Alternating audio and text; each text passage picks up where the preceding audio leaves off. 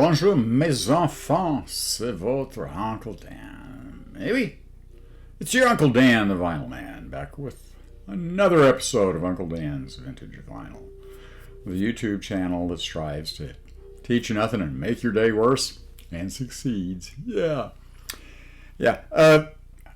Uncle Dan gonna give you a little quickie this morning, just something, short and soft, so you can handle it more easily. I know my longer, harder videos can sometimes be a bit much for you to swallow. So we'll do a little easy one this morning. Yesterday, Uncle Dan stopped at an antique mall, which is usually a spooky place to buy records because most of it is just absolute junk at those places, and a lot of times it's overpriced junk. Yay! Don't we like that? Yeah, you can go ask me $10 for this beat up copy, Elmer Scheid's Hoolery Band. Anyway, so no, I paid $3 for my copy of Elmer Scheid's Hoolery Band. And by the way, the bids are really rocking in. We're up to $3,000 on it. If you don't know what I'm talking about, well, it doesn't matter. Anyway, while I was there, I did find something that was really worthwhile buying. Actually, I found like three things that were really worthwhile buying, but I'm going to split them up because, I don't think you can take anything that long. I found Ketty Lester's Love Letters album from '62. And I looked at it and I said, gee, Ketty Lester, Love Letters, that's, that was ringing a bell in this, prion-riddled mass of what used to be neurons that constitute my brain. Anyway, I was like, yeah, I think I remember her. I think I remember Love Letters. So it was worth it, even though I paid the whopping sum of $6, but the condition looked very good, and it is very good. This is just a great album. My buddy Michael over at Ricefield Records, and go follow him. Although, it's like no. I don't know, it gets a little interaction. Who knows how many people actually watch these videos. Anyway, Ricefield Records, that guy, knows his stuff. And he asked me a question recently, hey, Uncle Dan, you silly old man, what sort of hits you, on a recording? And I said, well, there are different things, but one thing I really like is a good female vocalist, good woman vocalist, singing stuff where they got her mic'd well and they give space for her voice. And this is that in spades, man.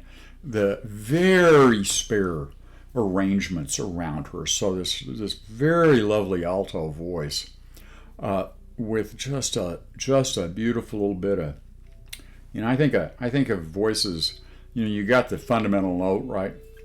And then the overtones, which give it the timbre, give it the quality, and make voices look interesting. And hers is just nice, rich overtones there, just lovely. So one of my, just hits me with this spare ornamentation. Great standards. Of course, Love Letters actually became a standard because of Ketty Lester. But other songs on here: Once Upon a Time, P.S. I Love You, I'll Never Stop Loving You, Gloomy Sunday, Fallen Angel, Where or When, I'm a Fool to Want You, which has been done by a lot of people, but man, it sounds great. Moscow Nights, just like, oh yeah. Porgy, I's Your Woman Now, When I Fall in Love, and Going Home. This is just a great album from beginning to end. Oh, and about the piano, Ketty Lester, like a lot of African American vocalists, got her start in church, singing in church, and she, the arrangements, the piano arrangements, often have a slightly churchy feel to them, which I think is perfect and beautiful.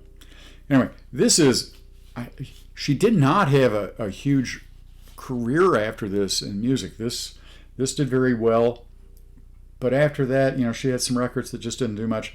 She ended up being an actress, and under her own name, Revoida. I can't remember her last name right now, even though I just looked it up. That was dumb, but anyway, she ended up having an acting career and was on Little House on the Prairie, which I'm happy to say I never saw more than a few minutes of. I was always concerned about contracting the diabetes, watching something that sweet. Anyway, she had an acting career there. Still alive, born in 1934, according to Wikipedia, which is always reliable. She's still kicking around.